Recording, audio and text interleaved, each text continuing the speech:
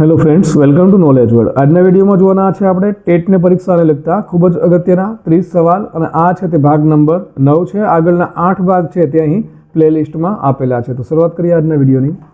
પ્રથમ પ્રશ્ન છે, આંતરસૂઝ દ્વારા થતું અધ્યયન કયા મનોવૈજ્ઞાનિકે સમજાવ્યું હતું? તો આ જે છે આંતરસૂઝ દ્વારા થતું અધ્યયન તો તે કોલર દ્વારા સમજાવવામાં આવ્યું હતું। ત્યાર પછી જોઈએ તો હોસ્ટેલમાં જમવાનો ટાઈમ થાય ત્યારે ઘંટ વગાડવામાં આવે તો અહીં ઘંટ એ શું છે? તો ઘંટ છે તે અવેજી રૂપ ઉદ્દીપક છે, માટે ઓપ્શન નંબર બી છે તે આપણો જવાબ આવશે।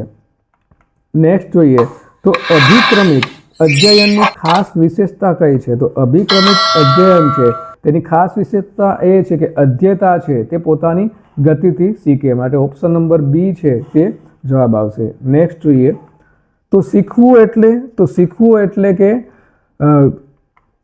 એટલે કે સમસ્યા સમાધાન માટેની યોગ્યતા પ્રાપ્ત કરવી, એટલે ઓપ્શન નંબર ડી છે તે આવશે।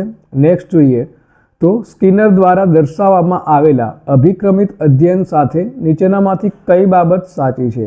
તો ઓપ્શન તમારી સામે આપેલા છે। તો સ્કિનર દ્વારા જે આ અભિક્રમિત અધ્યયન આપેલું હતું તેમાંથી એક સંકલ્પના શીખવવા માટે ક્રમશઃ તબક્કાને અનુસરવા, આ જે બાબત છે તે સાચી છે।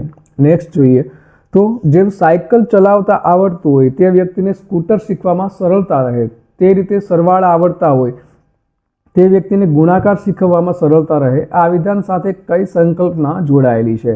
તો ઓપ્શન આપેલા છે। તો અહીં અધ્યયન સંક્રમણ છે તે જોડાયેલું છે, માટે option number A is the right answer.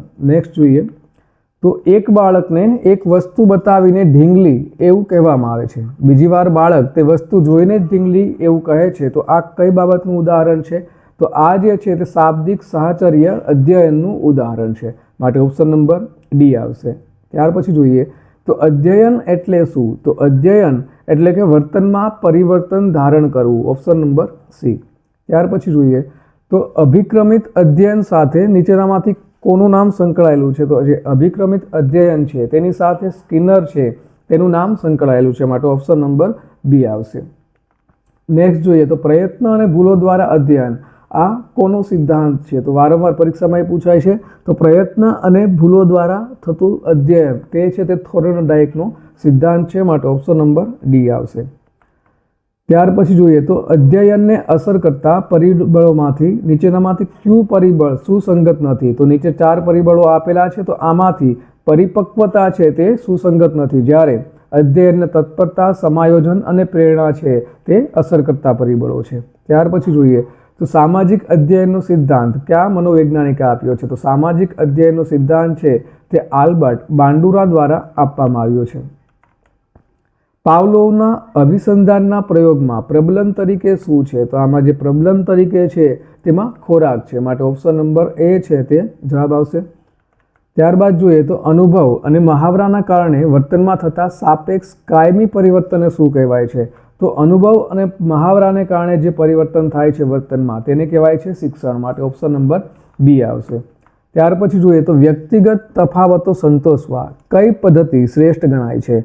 તો આમાંની જે વ્યક્તિગત તફાવતો સંતોષવા માટે અભિક્રમિત અધ્યયન છે આ પદ્ધતિ સૌથી શ્રેષ્ઠ ગણાય છે, માટે ઓપ્શન નંબર ડી આવશે। નેક્સ્ટ જોઈએ તો પ્રૌઢ શિક્ષણ અથવા તો નિરંતર શિક્ષણ એક કેવા પ્રકારનું શિક્ષણ છે? તો આ જે શિક્ષણ છે આ પ્રકારનું શિક્ષણ તેને કહેવાય છે અનૌપચારિક શિક્ષણ, માટે ઓપ્શન નંબર સી આવશે। ત્યાર પછી જોઈએ તો કોઈ ચોક્કસ હેતુ, સમય મર્યાદા કે સ્થળ વગરના શિક્ષણને શું કહેવાય છે? તો આવા શિક્ષણને અનૌપચારિક શિક્ષણ છે તે કહેવામાં આવે છે, માટે ઓપ્શન નંબર બી આવશે। ત્યાર પછી જોઈએ તો અભિસંધાનમાં ઉદ્દીપકને બદલે પ્રતિચારને અનિવાર્ય ગણનાર મનોવૈજ્ઞાનિક કોણ હતા? તો આ જે મનોવૈજ્ઞાનિક હતા તે હતા સ્કિનર, જેઓએ અભિસંધાનમાં ઉદ્દીપકને બદલે પ્રતિચાર છે તેને અનિવાર્ય ગણ્યું હતું। નેક્સ્ટ જોઈએ તો જેના પર ધ્યાન કેન્દ્રિત થતા પ્રતિક્રિયા જન્માવે તેવા બાહ્ય કે આંતરિક પરિબળ માટે મનોવિજ્ઞાનમાં કયો પારિભાષિક વપરાય છે? તો મનોવિજ્ઞાનમાં તેને ઉદ્દીપક કહેવામાં આવે છે। નીચેનામાંથી કયો સિદ્ધાંત હાવર્ડ ગાર્ડનરે પ્રસ્તાવિત કર્યો હતો? તો ઓપ્શન તમારી સામે આપેલા છે। તો આમાંથી જે બહુ બુદ્ધિમત્તાનો સિદ્ધાંત છે તે હાવર્ડ ગાર્ડનર દ્વારા પ્રસ્તાવિત કરાયો હતો। નેક્સ્ટ જોઈએ તો જો એક વિદ્યાર્થી સમૂહમાં રહેવાનું નાપસંદ કરતો જણાય અથવા તો તે અન્ય વિદ્યાર્થીઓ સાથે ન ભળતો હોય તો તે વિદ્યાર્થીને ખાલી જગ્યા કરવું જોઈએ. તો શું કરવું જોઈએ? તો તેને જૂથ પ્રવૃત્તિઓમાં ભાગ લેવા માટે ફરજ પાડવી જોઈએ. નીચેનામાંથી કયું વાક્ય ખરું છે? અહીં આપણી સામે 4 વાક્ય આપેલા છે.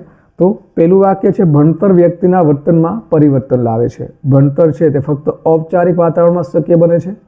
ભણતરની રીતભાતનો તટસ્થ રીતે અભ્યાસ થઈ શકતો નથી અને ઘણીવાર જે ભણ્યા હોઈએ તે ભૂલી શકાતું નથી. 4 વિધાનો આપેલા છે, તેમાંથી કયું સાચું છે?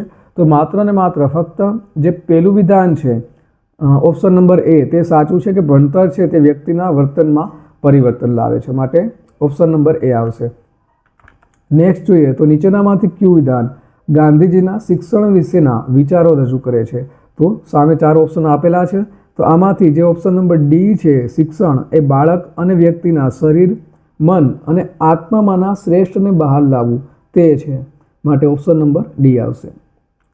નેક્સ્ટ જોઈએ તો એક શિક્ષિકા તેણીના વિદ્યાર્થીઓમાં વાંચવાની ટેવ વિકસાવવા માગે છે. તેણીના વિદ્યાર્થીઓમાં આ ટેવ દૃઢીભૂત કરવા માટે તેણે નીચેનામાંથી કયું પગલું લેશે? તો ઓપ્શન તમારી સામે આપેલા છે.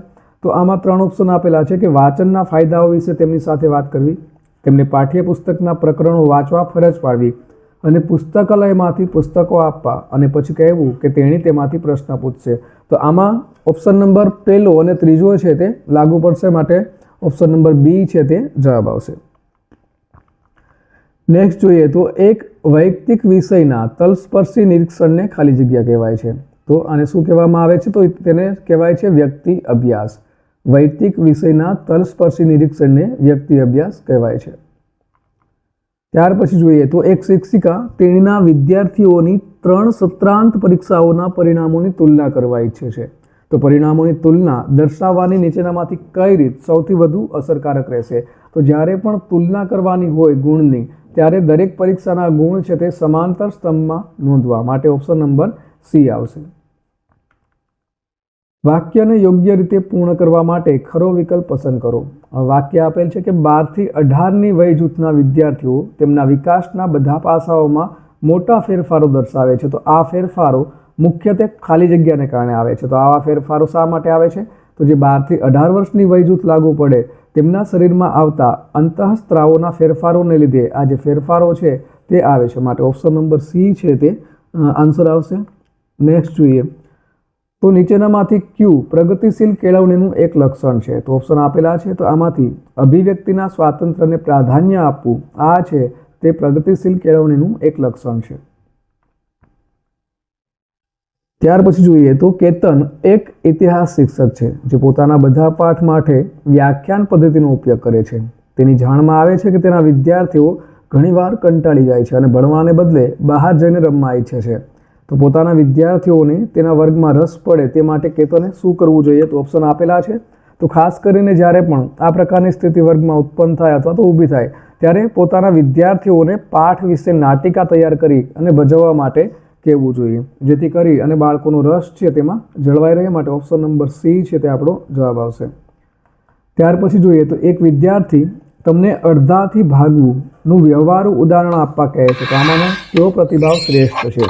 તો જ્યારે પણ અડધાથી ભાગવું, જ્યારે આ પ્રકારની સંકલ્પના શીખવાડતા હોય ત્યારે આપણે નીચેનું ઉદાહરણ છે તે આપી શકીએ. ઓપ્શન નંબર સી કે જો 10 વ્યક્તિઓમાંની દરેક અડધું સફરજન ખાઈ શકે તો કેટલા સફરજન જોઈએ? માટે ઓપ્શન નંબર સી આવશે.